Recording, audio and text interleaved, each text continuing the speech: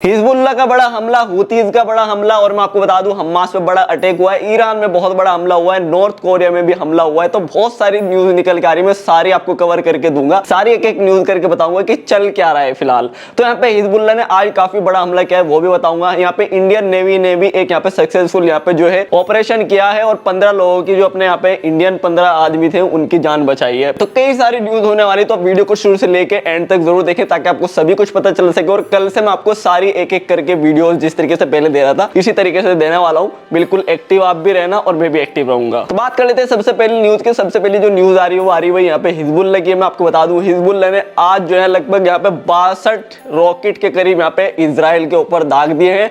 Israel के जो army base है, जो बहुत ही यहाँ पे इंपॉर्टेंट एक बेस था इजराइल का, उसको भी टारगेट करा गया है।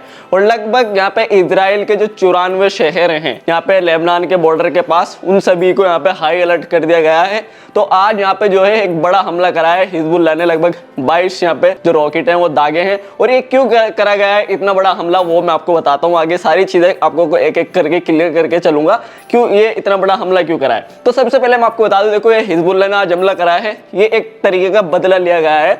तो मैं आपको बता दूं 2 दिन पहले यहाँ पे लगभग हमास के एक बहुत ही बड़े नेता को मार दिया गया था। हमास के एक बहुत बड़े नेता थे जो जिनके ऊपर अटैक करा गया था लेबनान के अंदर।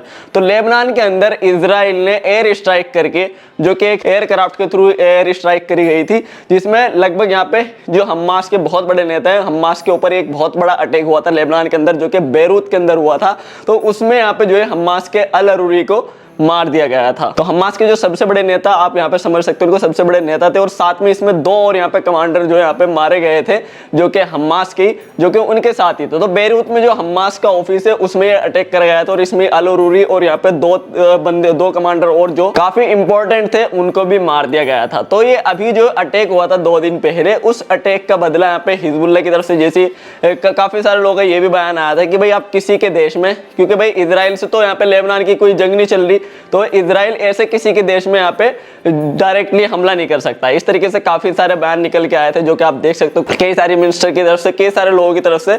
इस जो यहाँ पे हमला हुआ था बेरूत में हमास के ऑफिस के ऊपर, इसको सही नहीं बताया गया था, जो डायरेक्टली इजराइल ने करा। इसी हमले को लेके हिजबुल्लाह ने कहा था कि जो हमला हुआ है डायरेक्टली लेबनान के ऊपर, हिजबुल्लाह एक्टिव हो गए। तो हिजबुल्लाह ने कहा था जो हमला करा है इजराइल ने, इसको हम नहीं छोड़ेंगे, इसका जवाब जरूर से देंगे। तो आज उसी के जवाब में लगभग 62 रॉकेट दागे गए हैं, किसकी तरफ से, हिजबुल्लाह की तरफ से, जो कि बॉर्डर के आसपास जितने भी एरिया हैं, लगभग 94 शहर, उनको हाईलाइट पे करा गया, और 62 रॉकेट हिजबुल्लाह की तरफ से दागे गए। तो जो हमास के नेता अल-अरूरी मारे गए थे, उसके बदले में 62 रॉकेट आज दागे गए हैं यहाँ पे हिजबुल्लाह की तरफ से। मैंने आपको समझा दिया है। साथ ही मैं आपको बता दूं ये हमास के ऊपर यहाँ पे ऑफिस के ऊपर अटैक हुआ था जो बेरूत के अंदर, उससे रिलेटेड ही यहाँ पे जितनी यहाँ पे इनकी अदला बदली वाली इजराइल की और यहाँ पे हमास की डील चल रही थी, जो इजिप्ट वाले करवा रहे थे या फिर और बाकी देश करवा रहे थे, कि जो आप हमास वालों ने इजराइल के लोगों को पकड़ा हुआ है, इजराइल वालों ने हमास के लोगों को पकड़ा हुआ है। तो उनके अदला बदली की यहाँ पे एक डील भी चल रही थी जो इजिप्ट वाले करवा रहे थे। लेकिन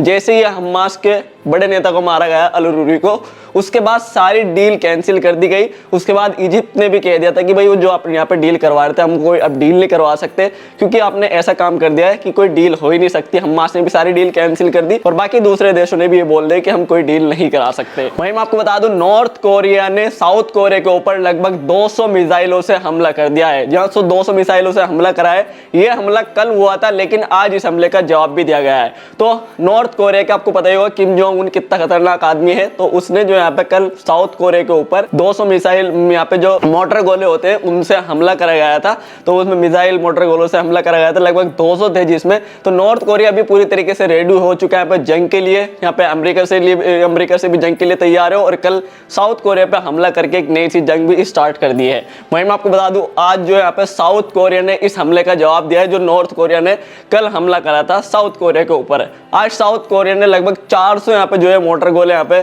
जो बारूद है उसको दाग दिया है नॉर्थ कोरिया के ऊपर। ये जो इनकी भी जंग चल रही है यहाँ पे समंदर के आसपास चल रही है। तो मैं आपको बता दूं आज साउथ कोरिया ने भी यहाँ पे एक जंग सी है, जो दोनों के बीच में जंग स्टार्ट हो चुकी है।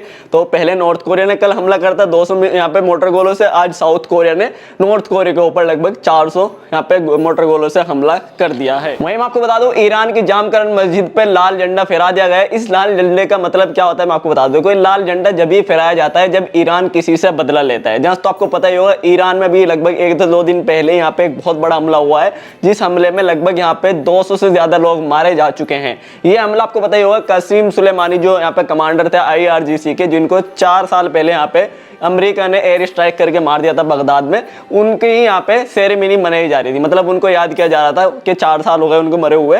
तो अभी उनके यहाँ पे सेरेमनी पर लगभग हजारों लोग थे। तो वहीं पे एक यहाँ पे टेरर अटैक हुआ था। उस टेरर अटैक में लगभग यहाँ पे 2 दिन पहले हुआ है टेरर अटैक, उसमें लगभग 200 लोग मारे गए हैं और सैकड़ों से ज्यादा यहाँ पे जो है 100 से ज्यादा जख्मी बताया जा रहे थे। उससे भी ज्यादा ही जख्मी होंगे, क्योंकि भाई वो सूट केस के थ्रू यहाँ पे जो है 2 सूट केस थे जिसमें बम थे, तो आसपास में भीड़ में रख दिए गए और उनको उड़ा दिया गया। टेरर अटैक हुआ था। अब ये टेरर अटैक यहाँ पे बताया जा रहा था कि भाई यहाँ पे फ्रांस की अल्बानी की यहाँ पे जो टेरर ग्रुप है मैक, उसकी तरफ से किया गया है, क्योंकि ईरान के अंदर वो टेरर ग्रुप जो यहाँ पे वो हमले करते रहता है। तो उसमें काफी ज्यादा लोगों को यहाँ पे लगभग 17,000 के करीब लोगों को मैक ने यहाँ पे अभी तक मार दिया है टेरर अटैक कर करके ईरान के अंदर। तो पहले शक उसी पे जा रहा था, दूसरा शक यहाँ पे इजराइल के ऊपर जा रहा था कि ये इजराइल ने या फिर अमेरिका ने वालों ने यहाँ पे किया है ये टेरर अटैक। लेकिन फिर भी इसका अभी तक कोई पूरी तरीके से कोई खुलासा नहीं हुआ था कि ये आखिर किया किसने है। तो यहाँ पे उसके बाद यहाँ पे एक IS का जो यहाँ पे बयान आया कि IS वालों ने इस जो यहाँ पे टेरर अटैक हुआ है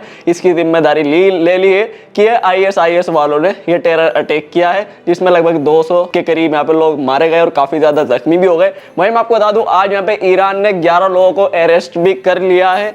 11 लोगों को इससे रिलेटेड ही जो इन्वेस्टिगेशन चालू हो गई थी आखिर किसने करा गया है, तो लगभग शक के अंदर यहाँ पे 11 लोगों को आज ईरान में अरेस्ट भी कर लिया गया है। वहीं मैं आपको बता दूं बगदाद के अंदर फिर से एक और एयर स्ट्राइक हुई है, जिसमें ईरान के एक और कमांडर जो बड़े कमांडर थे वो मारे गए हैं और इस एयर स्ट्राइक में लगभग 6 लोग मारे गए हैं। और इस जो एयर स्ट्राइक हुई है इराक के अंदर हुई है, जो कि बताया जा रहा है कि अमेरिका की तरफ से करी गई है डायरेक्ट। तो टोटल में इसमें 6 लोग मारे गए, एक ईरान के कमांडर थे और यहाँ पे 5 लोग और मारे गए। तो एक और एयर स्ट्राइक कर दिया अमेरिका ने, जो कि यहाँ पे इराक के अंदर बगदाद के अंदर हुई है वापिस से। पहले भी कासिम सुलेमानी को भी बगदाद के अंदर मारा गया था एयर स्ट्राइक करके, तो अभी यहाँ पे एक और कमांडर मारा गया है। तो ईरान ने इसको जैसे अभी एक तो बड़ा हमला हुआ कौन सा जिसमें 200 से ज्यादा लोग मारे गए, एक और वापस इराक के अंदर हमला हुआ, इसमें भी ईरान के यहाँ पे कमांडर मारे गए। तो अभी ईरान ने क्या करा है यहाँ पे लाल झंडा फहरा दिया है कि जिसने भी हमला करा है, क्योंकि ईरान वालों का जो शक जा रहा है वो जा रहा है सीधा सीधा अमेरिका के ऊपर और इजराइल के ऊपर इनका शक जा रहा है, कुछ इस तरीके से ईरान वालों का कहना है। तो ईरान वालों का कहना है जिसने भी ये किया है हम उसको नहीं छोड़ेंगे, उसको सबक जरूर सिखाएंगे और इसका जवाब जरूर से उनको दिया जाएगा। वहीं मैं आपको बता दूं हुतीज ने भी 2 दिन पहले यहाँ पे जो है 1 से 2 दिन पहले यहाँ पे एक बड़ा हमला करा था। एक शिप जा रही थी भाई, उसके ऊपर 2 मिसाइलों से हुतीज ने हमला कर दिया था। अभी मैं आपको बता दूं हुतीज ने जब वो हमला करा यहाँ पे एक शिप जा रही थी आ रही थी भाई CMG कुछ ऐसा नाम है, देख लो आप। यहाँ पे इस तरीके की शिप थी, इस शिप को पहले हुतीज ने रोका, लेकिन वो इजराइल की तरफ जो जा रही थी शिप, आपको पता होगा जो जहाज इजराइल की तरफ आ रहा है या फिर जो जा रहा है, तो हुतीज उसको बिल्कुल भी ना तो आने दे रहे ना जाने दे रहे, जिससे भी इजराइल का कनेक्शन है, ठीक है। तो उस पे हमला कर दिया था और हमला करने के बाद यहाँ पे जो है हुतीज क्या कर रहे हैं उसको अपनी बंदरगाह पे भी ले जा रहे हैं यहाँ पे।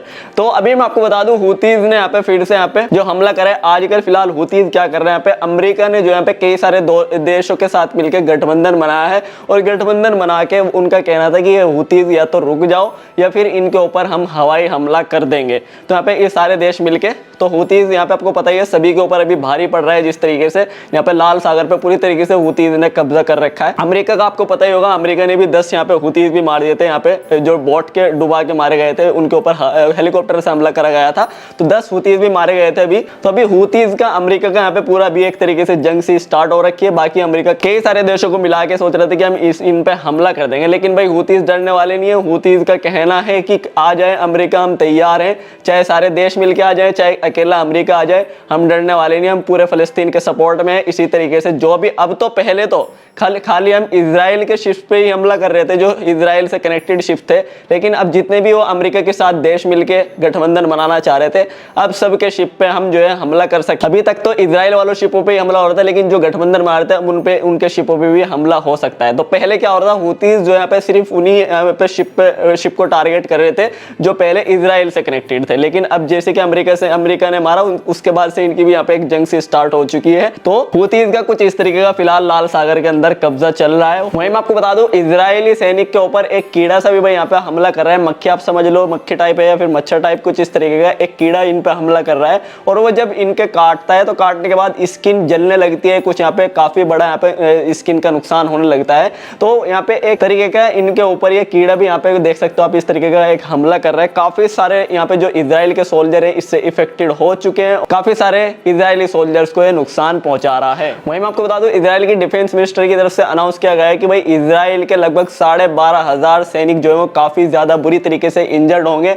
जो यहाँ पे लंगड़ा कोई यहाँ पे किसी का हाथ टूटा हुआ, कुछ इस तरीके से जैसे ये वॉर खत्म होगी, एंड पे होगी, तो लगभग 12,500 लोग यहाँ पे इजराइल के जो सोल्जर्स होंगे वो इस तरीके से किसी काम के लायक नहीं होंगे, जो बहुत ज्यादा यहाँ पे जख्मी हो जाएंगे। तो अभी बात कर लेते हैं भाई इंडियन आर्मी की। तो इंडियन आर्मी ने भाई एक सक्सेसफुल यहाँ पे जो है ऑपरेशन करा है। मैं आपको बता दूं, यहाँ पे काफी बड़ा ऑपरेशन रहा है। अरबियन सी मतलब अरबियन यहाँ पे सागर में जो समंदर है उसमें यहाँ पे एक शिप को, बड़ा जो शिप था उसको हाईजैक कर लिया गया था यहाँ पे डाकुओं के द्वारा।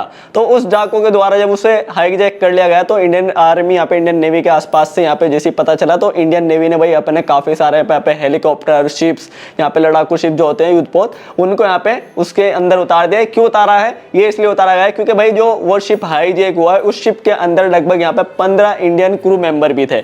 जिस तरीके से कंपनी में लोग भाई यहाँ से इंडिया से बाहर काम करने चले आते हैं, तो वो उस शिप में यहाँ पे काम कर रहे थे। यहाँ पे हाईजैक हुआ था, जो कि आप देख सकते हो। यहाँ पे इस शिप को जैसे हाईजैक कर लिया गया तो इंडियन नेवी यहाँ पे एक्टिव हो गई, और एक्टिव होने के बाद इंडियन नेवी ने भाई, इंडियन आर्मी ने काफी बड़ा काम करा है। तो इंडियन नेवी की तरफ से जितने भी यहाँ पे 15 क्रू मेंबर थे वो इंडियन, उनको बचा लिया गया है। और यहाँ पे जो और बाकी लोग थे उनको भी इंडियन नेवी की तरफ से, इंडियन आर्मी की तरफ से यहाँ पे बचा लिया गया है। तो इंडियन नेवी का एक सक्सेसफुल ऑपरेशन रहा, जिसमें यहाँ पे इंडियन जो क्रू मेंबर्स थे भाई, जो हमारे यहाँ पे रक्षा करने वाले इंडियन आर्मी, जैसे कि यहाँ पे भाई यहाँ भी रक्षा कर रहे हैं तो वहाँ भी रक्षा कर रहे हैं, जैसे कि हाईजैक कर लिया गया था तो उनको भी बचा लिया गया है, और बाकी जो लोग थे उसके ऊपर, शिप के ऊपर, उनको भी बचा लिया गया है। तो भाई सलाम है इंडियन आर्मी को, इस तरीके से बिल्कुल यहाँ पे काम करा गया है। बहुत ही तेजी से इसको 24 घंटे के अंदर अंदर काम को भी किया गया है, सब लोगों को भी बचा लिया गया है।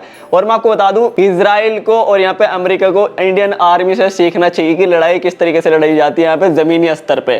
तो जमीनी स्तर पे इंडियन आर्मी ने ऐसा काम करके दिखाया कि 24 घंटे के अंदर ही बचा लिया 15 क्रू इंडियन मेंबर्स को भी और बाकी लोगों को भी। तो काफी और भी सारी न्यूज थी, जितनी भी बाकी न्यूज आएंगी यहाँ पे भाई मिडिल ईस्ट से रिलेटेड या फिर जितने से भी रिलेटेड, सब मैं आपको ऐसे बताता रहूंगा। तो आज की वीडियो काफी लंबी हो गई, लेकिन जो कल की वीडियोज आएंगी उसमें आपको काफी छोटी वीडियो देखने को मिलेगी और काफी सारी न्यूज भी आपको देखने को मिलेगी। तो आज की सारी न्यूज आपको पता लग गई होगी। तो बस ये थी आज की वीडियो पसंद प्लीज लाइक कर दें, चैनल को सब्सक्राइब कर दें। मैं इसी वीडियोस आगे आपको न्यूज जो है वीडियोस लाके देता रहूंगा। Thank you.